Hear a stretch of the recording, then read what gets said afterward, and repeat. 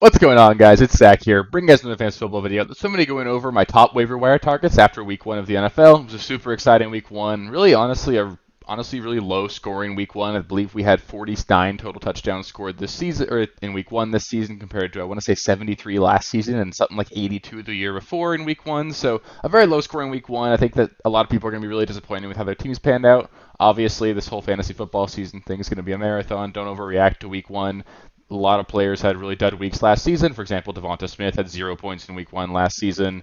There's going to be a lot of turmoil over the course of the season, lots of things that are going to change our minds. So it'll just be important to sort of pay attention to which guys mattered in which week one and what storylines are going to continue trending that way and then which ones won't. So I'll cover some of that in this video, and then tomorrow you guys will get my trade targets video, guys that I think you should buy low and sell high on. That one I'll go more into the storylines that happened in week one and say whether or not I think they're going to continue, and that'll be some more actionable advice for you. But yeah, really excited that we had football going on this last weekend. It was super fun. We're really into the swing of things. I think it was like the second lowest scoring overall score in the subscriber league, so not a great start. Guys like Lockett and T. Higgins and David Njoku didn't really help me out very much this week, but should be a lot of fun. Super glad that league's going on. It's going to be a lot of fun this season. So yeah, with that, let's just get into the first wave of our targets. So starting us off with the quarterback position, there's only a couple that I could really pinpoint here. Number one for me would be Anthony Richardson if he's for whatever reason available on your waiver wire. He was actually really good for the Colts this last week. He threw the ball quite a bit. He had like 250 passing yards. He added 40 rushing yards on the ground, had a rushing and a passing touchdown in this one, and he just looked legit. This offense was really fast paced. That's something that we saw over the course of the preseason. This is going to be an opportunity for this Colts offense to really be an up-tempo offense, and the more plays you run, obviously, the more fantasy points you can score as an offense. I think Anthony Richardson is probably a fringe top 10 quarterback the rest of the season. He's got legitimate top 5 upside as well if he can progress and develop into being a more competent player. Maybe Jonathan Taylor comes back and makes this offense take a step up as well. So Anthony Richardson would be the obvious target for me. If we're looking into the streaming options, Jared Goff would be my number one streaming option this next week.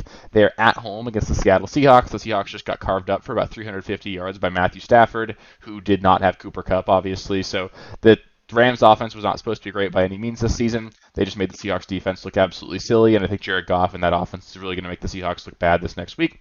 Jordan Love would be another streaming option if you're interested. I think he's more than a streaming option as well. He's got some potential upside over the course of the rest of the season. He just looked really poised for the Packers this week. He looked really competent, and he did it all without Christian Watson. They play a mediocre Falcons defense this next week, so he could be a streaming option, especially if Christian Watson comes back, but he's also just a guy to sort of stash on your bench and see what happens if you want to really take a shot on a flyer quarterback here. If you don't have one of those top tier guys, then maybe you could just rock with Jordan Love and see what happens over the course of the next few weeks.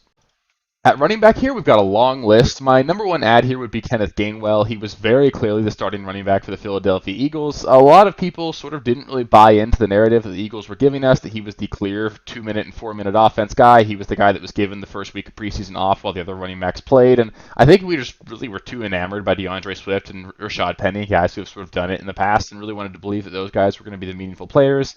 Rashad Penny was a healthy scratch in this one. DeAndre Swift had 2 total touches compared to Gainwell's 18, I believe.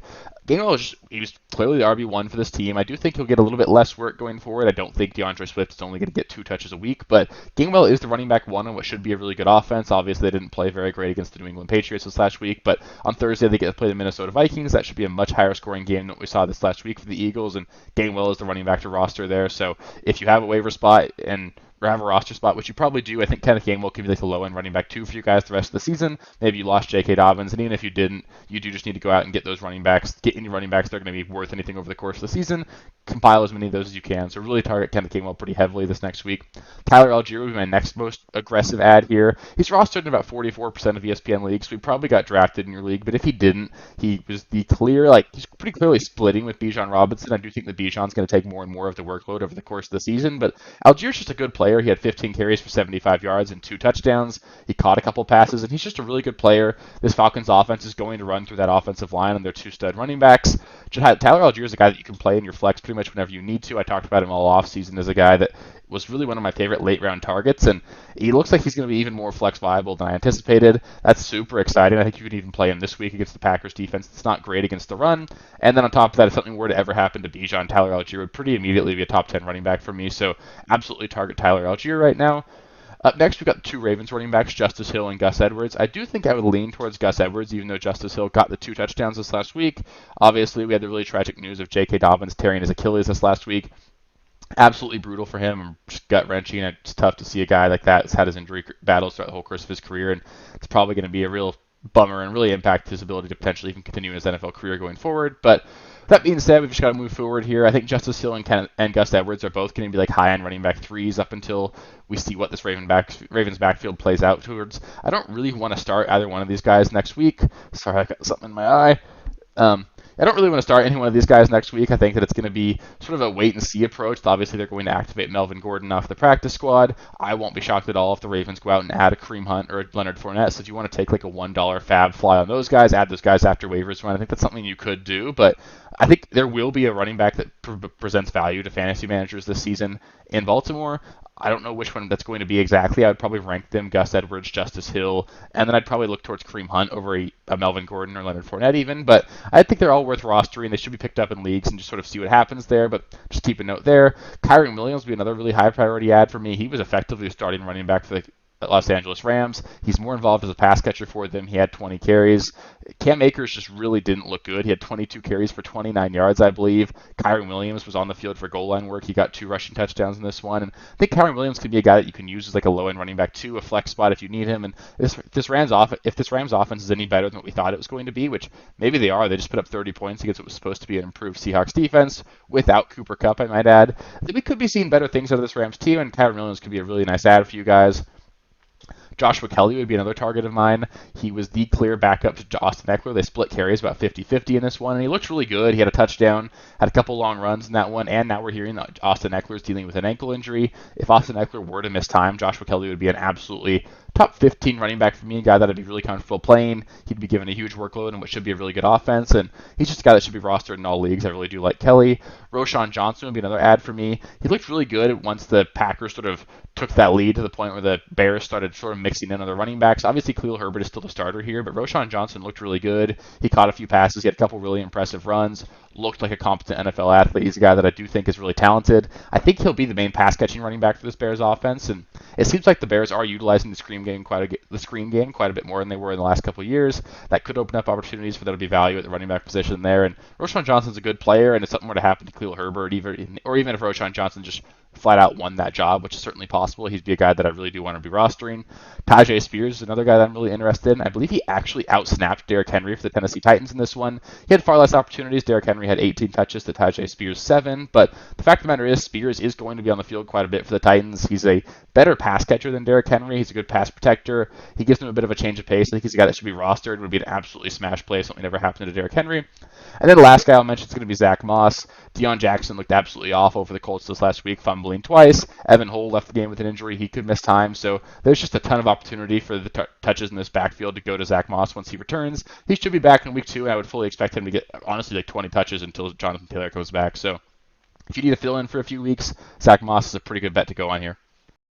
Up next, we've got the wide receiver position here. Another pretty long list for us. I'm going to start us off with Puka Nacua, who really just balled out in his first game as a rookie. He absolutely gashed the Seahawks defense for over 10 catches, like 110 yards. He looked really good as well. He really filled that Cooper Kupp role quite well. He's a really talented player, honestly. He's somebody that I talked about a couple times over the course of the offseason, but obviously I did not expect him to do anything remotely close to this early on in the season. It's really exciting to believe that he really could be the true number 2 wide receiver for the Rams once Cooper Kupp comes back. So I think he's got value even after Kupp comes back. And until Kupp is back, I think he's the number 1 wide receiver on what should be a better than expected offense. He would be my top waiver ad at wide receiver position for sure. My second waiver ad, or second highest priority ad, would actually be Kendrick Bourne. I really liked what I saw out of Kendrick Bourne this last week. He had 11 targets, which was like 5th in the NFL this last week. Turned that into 6 catches for 64 yards and 2 touchdowns. I've liked what I've seen out of Kendrick Bourne the last couple of years. I think he's actually a really talented player. He's by no means like a true alpha for this team, and Devontae Parker did miss the game with an injury, but Juju Smith-Schuster wasn't running very many routes in this one. Kendrick Bourne looks like he could honestly be the wide receiver 1 for the New England Patriots. Mac Jones looked relatively competent. I do think this offense for this Patriots will be better than what it was last season. I think Kendrick Bourne's got a shot to take a high-end wide receiver 3 the rest of the season, and I don't think he's getting as much attention as he really should be, so he would be someone that I'm definitely targeting right now. Tutu Atwell, another Rams wide receiver who played really well. He had 6 catches for over 100 yards in this one. He's much more of a deep threat than Puka, and he's a bit of a gadget player as well. I think he's a quality ad. He can be used as a flex spot and as a flex position player in the Deeper leagues, not somebody that I'd be dying to start, but in good matchups for the Rams, he's somebody that you can definitely lean on. Zay Jones would be another target for me. He was the clear number 2 wide receiver for the Jacksonville Jaguars. It was really clear that the Jaguars just are using Christian Kirk in 3 wide receiver sets only, and those 2 wide receiver sets, we're seeing Zay Jones and Calvin Ridley stay on the field at all times. Zay Jones made a really impressive touchdown catch this week, and honestly, Zay Jones is just a really good player in what should be a really good offense. He's a guy that you can play in a flex spot pretty much any single week throughout the course of the rest of the season, and he's just another guy that gets perennially underranked, a guy that really does have value at the position and somebody that should be rostered in most leagues. Rashid Shaheed would be another big target for me. He had 5 catches for 89 yards and a touchdown in this one. He's not going to be a very consistent player for you guys. I think he is very clearly a boomer bust type of player. He's a deep threat for the New Orleans Saints, but he's been extremely efficient over his first couple of years in the league. I really do like the talent for him, and obviously if something ever happened to Michael Thomas, he would be the clear number 2 wide receiver behind Chris Olave. He's just a good player. What I do think is going to be a good offense for the New Orleans Saints. Derek Carr threw for over 300 yards in this one, despite honestly not looking all that great. I think they're going to be better days ahead for the Saints offense, and Shaheed is certainly a good enough player to make things work there. Deontay Hardy is another guy I want to bring up. He was actually utilized by the Buffalo Bills quite a bit. They manufactured a lot of touches for him. He had a couple end arounds, a lot of screen passes, and I do think he's a guy that could see 5 to 10 touches a week this season. He's a guy that's also a really great deep threat for them. He's going to have several weeks where we'll catch a bomb, and I think he's going to be that clear number 3 wide receiver for the Bills. We have seen that be a position that's presented value in the past. Think of guys like Jamison Crowder last year a couple times, Isaiah McKenzie, most notably Cole Beasley a couple years ago. That slot sort of guy for the Bills has been useful in the past. I think he could be that guy this season. So just a guy that in deeper leagues should be mentioned. Allen Robinson is another guy that I would be targeting in really deeper leagues. Deontay Johnson left this game with a hamstring injury, and honestly, Allen Robinson did lead the team in targets and receptions. He had 8 receptions for 54 yards, or 6 receptions for 54 yards, I believe. But honestly, that's quite usable in PPR formats. He's been the big slot wide receiver for them this offseason and this regular season now. As a slot position player, you can sort of afford to lose a step a little bit more. It's easier to operate in that middle of the field area and beat people there, sort of beat zone defenses. Now, Robinson is not completely washed. Obviously, I don't love Allen Robinson by any means. I don't think he's going to be that useful, but he's a guy that you'll probably get for free on the waiver wire just because everyone hates him at this point. So if you're in a deeper league and he's available, I still think he's a guy that should be rostered at this point. Josh Reynolds would be another target of mine. He had 4 catches for 80 yards for the Detroit Lions on Thursday. He's a guy that, honestly, he is the number 2 wide receiver for the Lions until Jameson Williams comes back, and he's not a bad player at all. The Lions could have cut him this offseason and saved quite a bit of money, and they made the clear choice of keeping him on the roster, and they really need him because they don't really have many pass catchers outside of Amon-Ra. They're probably going to be utilizing Laporta quite a bit over the middle of the field. Gibbs will need to be involved in the pass-catching game as well, but there's not very many pass catchers that demand targets in this offense, and Josh Reynolds should be involved. I do think this Lions offense will be better than what we saw on Thursday as well. So I think Josh Reynolds could be a guy that you can play as a flex if you need to in deeper leagues. Robert Woods would be another guy that I'd be targeting. He did seem to be like the primary target for CJ Stroud in this one. They went to him on 3rd down quite a bit, and he actually looked pretty good. He looked a lot better than what I thought he looked like in Tennessee last season.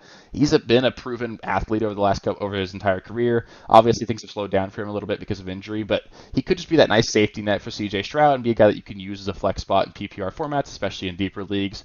Rashee Rice would be another guy that I would target. He didn't run very many routes for the Kansas City Chiefs, but he actually looked really good on them.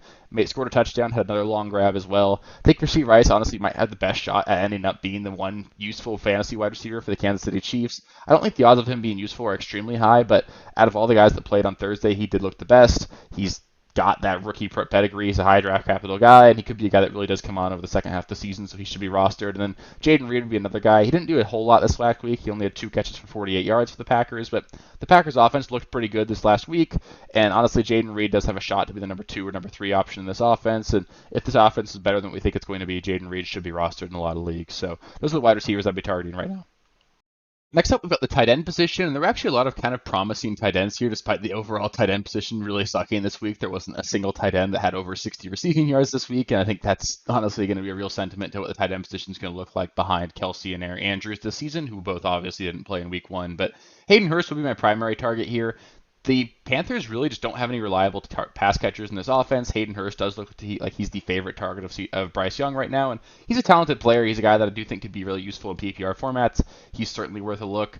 Hunter Henry would be another guy that I'd be targeting. He's already shown in his past career that he's been a really capable touchdown scorer, guy that they utilize in the red zone quite a bit, and did that again this week. And like I said earlier, I do think this Patriots offense could be a lot better than what we saw last season. Next up, we'll talk about the three rookies, Sam Laporta, Dalton Kincaid, and Luke Musgrave. All were actually pretty involved in their offenses. They all looked the part as really capable pass catchers in the NFL, and I think all three of them need to be on rosters in fantasy leagues right now. I think I would rank them that way, Laporta, Kincaid, Musgrave, but they're all three really capable guys, and if you're sort of treading water at the tight end position, I would probably try and grab two of them even and just see which ones can stick. And then Chikakonkwo would be another guy that I'd target. He might have been drafted in your leagues and get dropped after this last week, given that he had 0 points. But the Saints defense is always really good against tight ends. He should have a much better matchup this next week against the Los Angeles Chargers. He's a much better player than what the stat line showed. Ryan Tannehill probably had the worst game of his career here, and I do think the Titans offense should bounce back a little bit. So all these guys are quality ads, but the tight end position is generally pretty barren, but I think all of these guys are going to be decent, and I think they're guys that you can start going forward if you need to. So that'll do it for this week's version of the waiver wire video. So if there was anybody that I didn't mention that you guys want me to have addressed, feel free to let me know in the comments. I may have missed something, so feel free to let me know. I'll be happy to give you my opinions on players. If you guys are torn in terms of how much you should spend on any players, if you are torn about which players you should drop for players, feel free to let me know in the comments as well. I'm happy to help guide you guys through all that. And just really excited that we got football back. Waivers are one of the best, most fun things to do in fantasy as well. The best thing to do throughout the course of the season is just make sure that your team gets better and better as the season goes on. And waivers and trading are going to be a big part of that. Trading is probably my favorite thing to do in fantasy football, and that's what the video will be on coming out next or tomorrow. I'll be going over players that I'm targeting as buy lows and sell highs. Obviously, it's kind of hard to do that. A lot of players, fantasy managers, aren't going to completely overreact to 1 week, but some people will. Definitely really capable of capitalizing on that, and there is a lot of quality information that comes to us in week 1 that we didn't know ahead of time. It's useful to sort of try and take that information and run with it before other people really start realizing that these things are going to be trends, and I'll really try and dial in which players are going to help you win your leagues going forward. So really fun making these videos. Like I said earlier, I'm super glad football's back. It's super fun. We got a big season ahead of us, and it's going to be a long journey to winning those fantasy championships. So stick around with me throughout the course of the regular season. Subscribe to the channel if you haven't already. Let's see if we can hit 1,000 subscribers by the end of the year, and welcome aboard. So thanks guys for watching, and I'll catch you next time.